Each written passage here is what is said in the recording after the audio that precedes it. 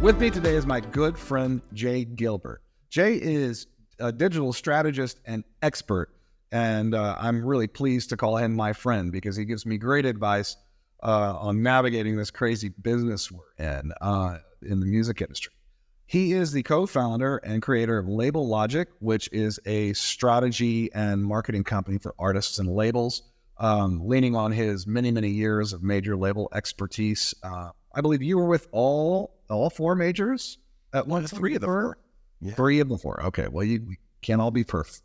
In addition to that, he hosts the weekly newsletter, Your Morning Coffee, which is a must-read for music industry pundits. He's also the co-host of not 1, not 2, but 3 podcasts, the Your Morning Coffee, Music Biz Weekly, and Behind the Set List podcast. Everyone, please welcome Jay. Jay, I'm so pleased to have you here. Oh, it's always a thrill to talk with you, Randall, always. So I want to get into it. There's a lot to cover because you and I always cover a lot. But before we jump into the meat and potatoes of this thing, I just want to give you the mic and let you tell us a little bit about Label Logic, the podcasts, and how they all fit together. Sure. Label Logic came about with my business partner, Jeff Mosco. We worked together at Universal. He was vice president of marketing. I was vice president of digital. And so we collaborated a lot. And we found that we had a similar take on the music industry, and we enjoyed working with each other. So years later, he was at Universal 20 years. I was there 18. And we started Label Logic almost 10 years ago. And it's really a business built around mostly artist managers, but we have some artists where we're sort of the label infrastructure for them. And we do a lot of the things that a label typically does. And we found that it's been really enjoyable, really rewarding, and we get to work with really great people, really strong distribution partners like Symphonic. And it's been sort of growing and evolving and changing over the last 10 years as the business has changed. So that's Label Logic. I love doing podcasts. I love doing education. I work with 6 different college music business programs, and that's probably the highlight of my career is just working with young people. And, they're standing on the shoulders of giants today. It's a whole different industry. It's gone from ownership to access, and it's just evolving and changing. And you and I like to joke that, the industry has changed while we've been having this conversation, right? So I have 3 podcasts, as you mentioned. One is for DIY artists called Music Biz Weekly with Mike Brandvold. We're over 1 million downloads now, close to 600 episodes, I think. And I'm the new guy. I've been only doing it for like 500 of those episodes. So Michael was one of the early guys into podcasting. And it's really to help people understand, like, what is sync licensing? What is publishing? What is the Mechanical Licensing Collective? Just sort of an education thing. We'll have guests come on and explain things. And then I have, for more of a curated look at the music industry every week, a counterpart to my weekly newsletter you mentioned, Your Morning Coffee. So the podcast, Mike Etchart and I, we sort of break down 3 or 4 stories that we think are important every week. And we have really smart people on to sort of explain, what those things mean, whether it's music industry attorneys, or people like you, just to sort of explain what's going on in the industry. And then the last one, which is just a blast, is with Billboard Magazine with Glenn Peoples. We do a podcast called Behind the Set List where we talk to artists about the songs they perform live. And it might surprise you that, some of these artists have never really been asked about, the songs they perform live. Like, why do you open with that song? And why do you do this cover song? And what is your ebb and flow for a show? And we've had everybody from Shania Twain and Kurt Smith from Tears for Fears and, Les Claypool. We've had some really interesting guests on. We have Neil Finn coming up, which I'm really excited about. But those are my podcasts, the newsletter, and all that other crazy stuff. Well, the Behind the Set List gets you closer to the art, I know. And that's the most recent of the podcasts. I remember how excited you were when you launched that. Yeah. One thing I neglected to mention about Jay as well is that he is an accomplished concert photographer and an artist photographer as well. I'm the lucky recipient of a Kiss photograph that Jay sent me that's hanging above my door here in the office. I'm a big fan of that work. I feel like you are constantly drawn back to the art here. It's so easy to get in the trenches of the data and the algorithm, things like that. But it's refreshing to see the behind the set list podcast, the photography, the things like that. I imagine that all comes from a pretty honest place of being a lifelong music fan. Do you want to tell us a little bit about yourself? Where are you from? Sure. Like, how did you get into music? Because you've had an incredible career, both at the pinnacle of major label, employment, which is something I think a lot of us put on a very high pedestal when we decide we're going to join the music business, to going independent, to being an artist, strategist, et cetera. How did you get into this nutty business? Well, my family's super musical. My mom's a classically trained pianist. My grandfather played saxophone in big bands. My sister was really into Motown. My brother was really into the Stones, and I was the youngest of four. I was always immersed in music. And I can't remember a time where the radio wasn't on and we were singing along to music. And then later, I joined bands like in high school. And then after high school, I got a little serious about it and started touring in bands. And I learned what it was like to record a record and go to a radio station early in the morning and be on a bus or a van. And so I think I have a little bit different take than some people in the industry because I've played that side of the fence, right? And so after that, I've worked in record stores. I worked for Tower Records, worked for an indie record store. And, back then without the internet, you were the recommendation engine. Someone would come in and say, oh, I need something that sounds like this, or I love that John Coltrane record you sold me last week. Do you have anything else? And it was just, it was like the movie High Fidelity. It was just a lot of fun. And then after sort of working in, record stores, I remember these reps came into Tower and they would bring in, promotional items, or they would set up sales, or, they would set up advertising surrounding radio airplay. And I got to know these people. And then after a while, I interviewed for a couple of those jobs and got one, an entry-level position. And it just I tripped and fell into it. And I just loved it so much. And you mentioned something about, sort of getting close to the art. I think that's one of the things that you and I definitely agree on, and we certainly pursue. And that is having those relationships and those conversations with the artists and their managers, because it's so important now. One of the best quotes I've ever heard was from Jonathan Daniel over at Crush. And he said, if you give me a great song, my job is easy. You give me a good song, my job is impossible. And I think that's where it comes down to is everything that you and I do, it's got to come back to the art. It's got to be a great song. It's got to be a compelling narrative. Man, if you've got those sorts of things, it makes the path a little bit easier. Oh, it certainly does. A lot of clients and non-clients speak with me regularly about why aren't I succeeding at X? We as an industry have put these kind of false narratives of success in place, and the Spotify monthly listener count, things like this, and it's really, really interesting to get into those conversations, because in a lot of cases it is the music, or it is a lack of marketing around each release, so or lack of singles. And it's we're discussing before we hit record, ladies and gentlemen, about the it's no one size fits all approach to artists, but the reality is basic blocking and tackling, and doing things the proper way, the first time, is a much greater likelihood of success than not.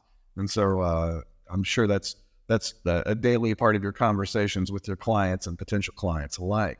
I wanted to key in. You said a phrase that I haven't heard before that I very much like, human recommendation engine, which is very interesting, because that sounds to me like an editor at a DSP today in a lot of ways. I want to talk with you about, there's a recent Bloomberg article asserting that Spotify is going to a more algorithm forward editorial mode, meaning you can't make the phone call and get the favor anymore. Not that I don't think most folks have been able to do that in recent history anyways. But what does that mean to you? When you remove the human recommendation engine from the business, what does that mean for companies like you who do help propel people to be in a position to win? And for, and in all honesty, for companies like Symphonic, where one of our big major market differentiators is that we pitch, that we advocate, we market. We are looking at what that means for us because obviously it's very tough to pitch to a computer program. Luckily enough, all of the DSP editors that we've had great relationships with in the past are still there remaining. And so I'm just curious what that article says to you. I believe you indicated you did feature that last Friday on your morning coffee. Ladies and gentlemen, please do yourselves a favor. Go and subscribe to this thing because it is literally the first thing I read every Friday morning when I wake up. Let's talk about that article, about what the increased AI and increased algorithm engagement on playlists will mean. Yeah, I have a contrary view to a lot of these things. And I think it comes from, number one, I think the algorithms, some of them are amazing. I love seeing what all the DSPs try to serve me up. But let's take Spotify, for example, Discover Weekly, Release Radar, Radio. They do a remarkable job for me at serving me up things that either I need to rediscover or things that I haven't discovered. And so I'm not gonna, put that down. I don't chase playlists. My company doesn't chase playlists. I think that's a fool's errand. I think that those things come in time with other things. And I'm learning things like, for example, my friend Will Page used to be Spotify's chief economist, and he's written a book called Pivot, which is amazing. But he has a podcast called Bubble Trouble, and I never miss it. And this last week, he and Richard Kramer were talking about this this thing that he attended in Europe for some of the, more of the touring side of the business. And this is Will Page, he happened to be on a panel with Coldplay's manager. And I'm paraphrasing here, but one of the things that he talked about was how they're not leaning so much on the data anymore, that they're trying to have this happy balance. And I hear A&R people all the time talk about they're not chasing TikTok stars. What they're doing is they're looking for that lineup around the block to see somebody play. They're looking for college radio stations that discover something early. They're looking for people that are out on the road. And it's not necessarily all about that social footprint and those Spotify monthly listeners. And I think the pendulum is sort of swinging the other way now, where there's this balance between sort of human and computer. And look, Amazon years ago started kind of pushing people to, this automation when it came to their business on the music side, and less about their pods and their interaction with these teams and presentations and quarterly business reviews and things like that. And I think what Spotify's doing, look, there's so many people that are contacting them and pushing for their artists to be featured in playlists, and you can see how that's overwhelming. And of course, they have their Spotify submission tool to sort of make that easier. But at the end of the day, I would like to add that it's something that my business partner and I call the epitome of hypocrisy. And we even have shirts made that say that. And what that means is they tell you to use the submission tool. They tell you that they're going to automate a lot of these things, but there are different rules for the superstars. And I know because we've had a couple of them, and I've gotten calls from people at the DSP level. So when you're Tate McRae or Billie Eilish or something, there are different rules for you when it comes to partnering with Spotify or TikTok or YouTube than when you're a developing artist, right? So I'm not afraid of the AI when it comes to recommendations or helping them to curate playlists. But at the end of the day, it comes all the way back to what you and I always talk about, and that is, having great music, not good music, and growing that tribe, growing that audience. That's the focus. I would rather have 1,000 fans that are nuts about my artist than 1 million fans that are like, meh. Yeah. Now, the 1,000 true fan principle, I think, is real. And to me, my ultimate goal when I talk to artists most of the time is sustainability. It's quitting your job as the bartender. It's no longer having to put on a suit and tie to go to work and getting to make your living making your music. And 1,000 true fans, I know for a fact, will do that. I'm glad to hear that you're hearing kind of underpinnings of movement away from the kind of social media blips, because I feel like if 22 and 23 taught us anything, it's that you can go sign that TikTok star, but you're going to have a team to teach them how to be an artist at each of the day. And beyond that, you're going to have to find people who will actually buy tickets to see them live. I have a number of booking agent friends who actually send me quite a bit of business, and I have a hard and fast rule. If you've got a booking agent and you're touring and selling tickets to a show, I want to work with you. Yeah. Period. End of story. I mean, it is a tale as long as time. If people will show up and buy tickets and merch, streaming is easy. Yeah. If you don't have the tickets and merch or it's a fan base, like you said, it's a steep hill to climb. Sure is. That's a really, really good perspective you just shared with us all on that. What most people don't know about you is that annually I get to look forward to reading your predictions of what is to come in the coming year for the music industry.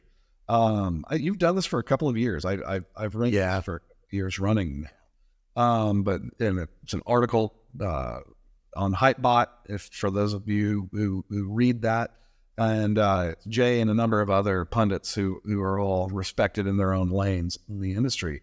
Jay, do you want to kind of illuminate us on your predictions for 2024? What do you see coming?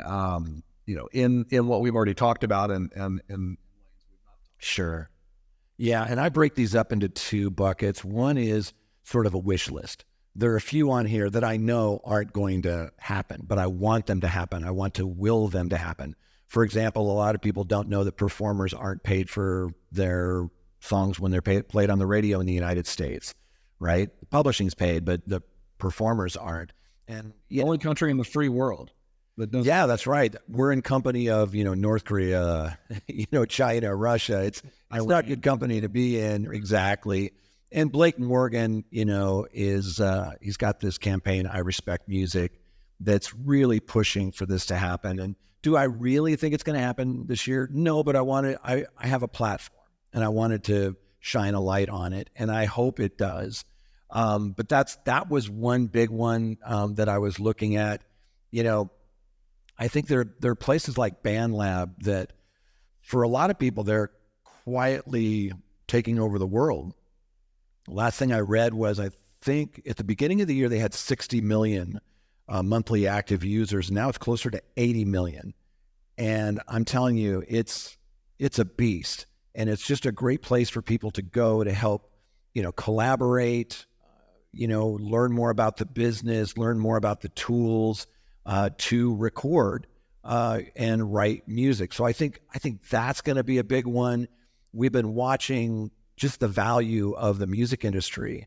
It's growing in leaps and bounds. And of course, a lot of that's driven by streaming, but there are other things involved in that, like sync licensing. And even on the physical side, we saw growth in cassettes, vinyl, CD, all kind of with that plus mark by them. So I'm seeing a lot of that. So, and then there's some things where there's misconceptions. Like you read these stories about hypnosis and you think, oh my gosh, that whole buying up IP, whether it's masters or publishing, that it's in trouble.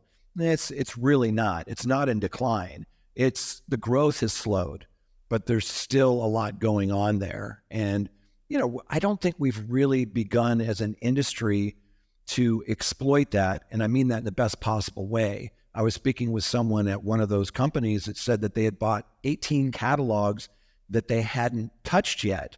meaning they hadn't done not only reissues or, sync licensing campaigns, but they didn't even do the due diligence to go and check all of the DSPs to make sure, are all these albums up? Are all the tracks up? Are there any missing tracks? Are there any duplicates? Are people, are there bootleg versions? So we're in the wild, wild west when it comes to a lot of these things in the industry. So we'll see if some of my predictions are true. But like I said, there's a few of them in there that are sort of like a wish list.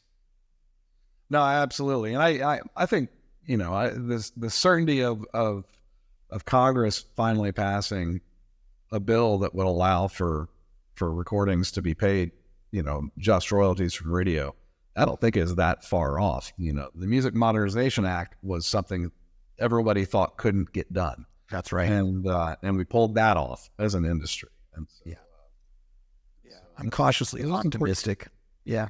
Yeah, no, absolutely. Those are some pretty exciting observations. I've never spent any time with BandLab. I literally just made a note there to go check that out. There's a video, I think it's on YouTube, that Meng Kwok, the CEO, I met him at South by. We've had a couple of conversations for the podcast. I really dig what he's doing, and he's a music guy. But he sent me a video, and it showed a guy who was being interviewed on the news, and he basically put in his headphones, with his iPhone, like earpods, and he hummed a melody into it using BandLab, and it converted it into music. And it was stunning to me. And then he didn't necessarily have the greatest voice, but it sort of auto-corrected his voice. So, today they have technology that will let you, sing your song in your voice, and it'll transfer it into a female voice, for example, or it'll help you, to finish your song. And I think BandLab is one of those platforms that for young creators today, they're standing on the shoulders of giants. And I think, BandLab is touching on AI, which of course is the new industry acronym for this year. Sure is. Yeah. And we go through acronyms, don't we? Yeah. Isn't it? It's just, I'm just excited that I haven't heard NFT in a while. Yeah. Me too. That emperor didn't have any clothes on. And AI, I think, is totally different. About 8 years ago, there was a book about AI in music. Martin Clancy wrote it. We had him on the podcast.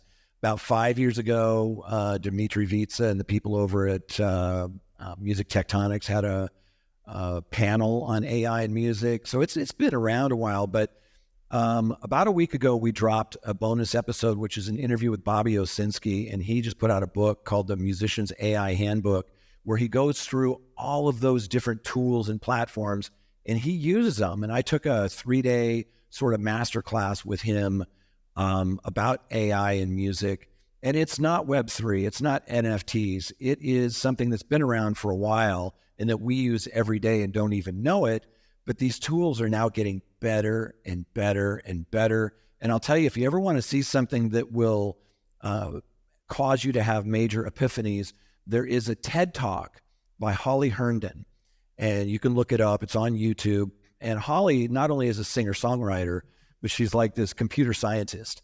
And she's created, with the help of this company called Never Before Heard Sounds, she's created this software that does a couple of things. One is it'll take in and learn from her body of work, all of her recordings, and then she can sing a song and it'll transfer it into Japanese or Chinese or Russian in her voice. And it sounds amazing. But she has this man come up on stage and sing in a microphone, and he's got a beautiful voice. Then they hand him another mic. When he sings through it, her voice comes out flawlessly. And this is where we're at today. AI is growing in leaps and bounds. And, there's a company called Lyric Studio. So if you're writing a song and you get stuck, it'll help you finish your song. And now they've got Melody Studio coming where it'll help you musically to finish that bridge or that chorus. So again, my grandfather used to say that an idiot is someone who doesn't know what you just found out. And with this AI stuff, some of it's been around for many years, but some of it has been around a week and a half. So don't feel stupid if you don't know this stuff, but it's evolving and changing. And I highly recommend Bobby Owsinski's book for every musician, because it's not just creating music from someone's body of work. It'll help you master your recording, or noise reduction, or to find an amplifier sound that is what you're looking for. It's endless. Well, it just seems like a deep and vast toolbox. Yeah. That can be used for evil. let's be very honest here. Yeah. On the news this morning, there was talk by our representatives here in Tennessee about protecting the creators and putting up, guide wires for AI, which I don't think is an awful idea. Yeah. I hope we don't overcorrect and stifle development from further development of those tools. Yeah. With regards to AI and all the things we've talked about, including, audience engagement, it's 2024. You are an independent artist. You're getting ready to roll out a release cycle. Without, you don't want to give away all the secret recipes of label logic, but what is Jay's recipe for this prepares an artist for the greatest success in the release cycle in 2024? You know what's funny is it hasn't changed in a decade. The tools have changed, but the first thing I do is sort of what you do. When you sit down with someone, you're like, okay, you listen to the music, right? And then you're like, okay, who's your tribe? Who's your audience? Who would you like your audience to be? Who would you like to collaborate with, open for, have open for you? Who, Jimmy Buffett had his parrot head, BTS and Kiss had the Kiss Army, the BTS Army, like who is that tribe? And then secondarily, music, audience, and then like, what is the narrative? Why should anyone care? We are storytellers. We are story listeners. If you have a powerful narrative along with powerful, strong music, is it aspirational? Is this, did you overcome adversity? What is it about your music when you're in an elevator with some sync person or a TV booker? Everybody on your team needs to be on the same page with what is that narrative. And it's so important now that even in Spotify's submission tool, you have to put in what that narrative is. I think sometimes people miss that. So those tools have remained the same. Now, what's changed are things like, targeted online advertising has its ebbs and flows, and there's certain things for a while. One platform is overperforming, and then for a while, another one is. There are companies out there using AI to help you find your tribe. And I think that's really good. Undercover ads, Boost, things like that, where we've seen that those things can work until they don't. You know what I mean? Like, these are all just tools, and we try as many of them as possible. But I think the basic blocking and tackling is still the same. Yeah, no, I totally agree. Release cadence is everything. Having a marketing plan around every track, which is Absolutely. which is a Jay Gilbertism, by the way. I utilize that quite a bit when talking to clients. They're all very, very sound advice. Great. Well, I was afraid that we were going to run way over, and so I kind of jumped around and skipped forward here. But I do want to come back to a couple of the items that we touched on earlier. This year, what has you most excited? What has Jay Gilbert excited and chomping at the bit? Well, working with really great artists is really exciting. I work with some data platforms and some people who are doing some technology that's really going to help us do things like making sure your information's accurate on Sound Exchange, making sure that your catalog is up globally at all the DSPs, and it sort of ties in with what Symphonic's superpower is, in my opinion, and that is, working closely with artists and looking at monetization. And I think that going forward this year, there are some areas that really excite me. One is artists and managers are getting so much smarter about revenue. Like, where does revenue come from? What are neighboring rights? What are publishing in sync and things like that. But also, you and I both know that there's not a ton of money in streaming for middle class and developing artists, right? And so, but there is revenue there. We're seeing artists like you were talking about. How can you quit your job as a bartender? Well, man, if you've got those 1,000 fans, and if they're subscribing to your Patreon, or if they're buying your premium vinyl, if you offer experiences, and what I mean by experiences are things like some artists are really getting involved in, I will co-write a song with you, I will give you a piano lesson, more, I'll record a video for you, more than just your typical, music releases. I think that people who take merch seriously on the road can make really good revenue, and the fans want that. They want the premium vinyl. And, Will Page has said that half of vinyl that's purchased is by people without a turntable. And if that's true, then that's a merch item. You get it signed at the merch table. You put it up on your wall that I show you that I'm a bigger Accidentals fan than you are, because I got the signed vinyl that I'm bragging about, right? It's bragging rights. And I go to the merch table when I go to see shows, and I know you do too, and I'm often disappointed that they don't have either premium vinyl, or they don't have the shirt in my size, or whatever it is. I think they're leaving a lot of money on the table. But you hit it earlier, and it's so important. Man, you got to work. And if you're going to play live shows and play live, that's where you grow your audience, and you get better as a musician, you get better as a songwriter, you learn how to perform, because sometimes you're playing a festival with lots of people. That's a whole different experience than playing a club with 2 people fighting, and that's your audience. Those experiences are really valuable.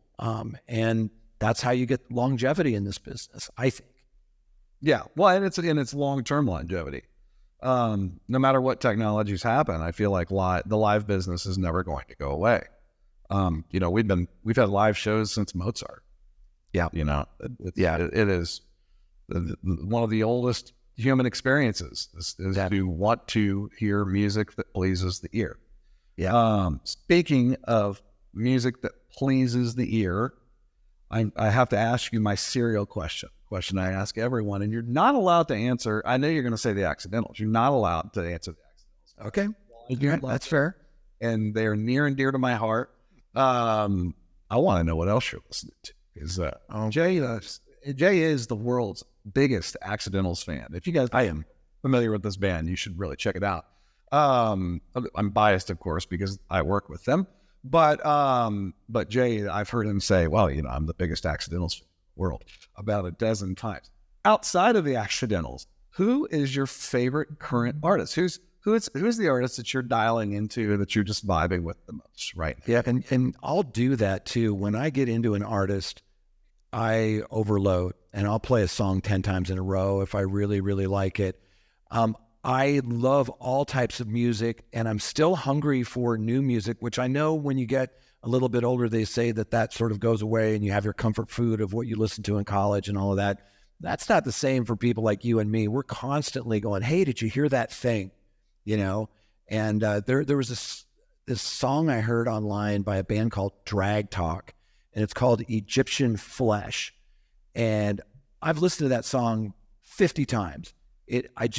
It reminds me, it's just got this thing, like, remember the first time you heard Loser by Beck, and it was just like, whoa, what is this? So I love Drag Talk. I think it's really good. Probably the most melodic album is one that I actually got to work on, is Robin Zander's son. And it is more hooks than a tackle box. It's the Traveling Wilburys, it's Tom Petty, it's the Beatles. It's super, super melodic. Another one, I went to see a show at the Troubadour recently here in Los Angeles and saw Hannah Wickland. She's, 24-year-old female singer, guitar player who's played with people, like she played the Crossroads Festival and Joe Bonamassa and that sort of stuff. And yes, she is an amazing guitar player, but you'll never hear me say something like, oh, this person's good for a girl or good for a guy or whatever. She's just good. And she has this voice unlike anybody I've heard for a while. It's just, it'll bring you to your knees. So I really love, Robin Taylor Zander, Hannah Wickland, Drag Talk, but I also listen to a lot of Americana / country stuff.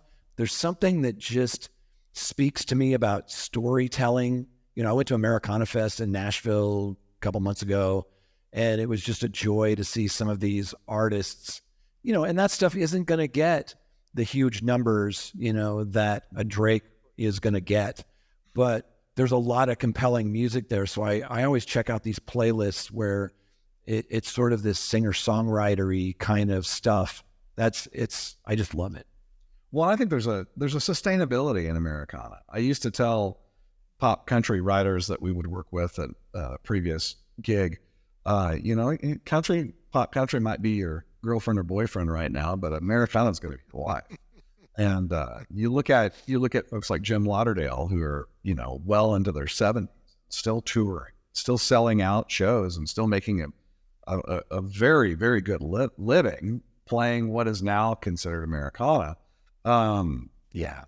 That's not a bad way to sustain. I don't think so. I'm biased. I'm in Nashville, Tennessee. It's one of the things we do best in Nashville, Tennessee, although we are genre agnostic in this town now. We've got great hip hop and great rock and country, of course. But Americana is something that I've really grown to love as well. Maybe that's just me showing my age. But you're right. It's sustainable, right? And the last thing I'll say just really quickly is I've been there. I worked for a jazz label for 5 years, and I have a soft spot in my heart for jazz. And there's this blind kid who's amazing, Matthew Whitaker. He's been on 60 Minutes, Ellen, and I was talking to his manager yesterday, and I listened to his new album, which is all of these like organ, keyboardists. And one of them is Joey Francesco. I'm messing it up. Anyway, like he DeFrancesco. Anyway, he sadly passed away last year. He was largely considered to be like the best Hammond B3 organ player on the planet. Played with Miles Davis, played with everybody. And I got to shoot one of his albums and spend some time with him and his wonderful wife, Gloria. And anyway, he's on this album. And I got sort of an advanced copy of it. It's coming out soon. But I love all types of music, and I got really excited listening to this Matthew Whitaker record because, man, those guys are players. It's sort of like Nashville. There's so many great musicians playing on those records there. I call them players because I played music in bands, but I was never a player. But I played with people who were, Tommy Thayer, who's now in Kiss, for example. Those guys are players. They can express themselves through their instruments. So I love the Nashville scene. I love the jazz stuff. And I'll leave you with one thought. There's a great documentary on Amazon called It All Begins with a Song. And it's about the Nashville. You supervise that. Yeah. It is. I recommend it to people all the time. And it's one of those, it'll have some tissues handy because it'll make you cry a little bit. But if you want to see how Nashville works, and they do work there, it's a great documentary. Well, that's awesome. What a great plug for a fantastic documentary. Jay, it's been a pleasure, sir. You're always enlightening. I love that you are always so close to the art. I think that thank you, brother. More industry executives could learn by remembering that the art is the reason why we're all here. Thank you. You can do a good job of pointing that out. Thank you so much for joining us here. Ladies and gentlemen, you've been listening to the Music Industry 360 podcast. My name is Randall Foster.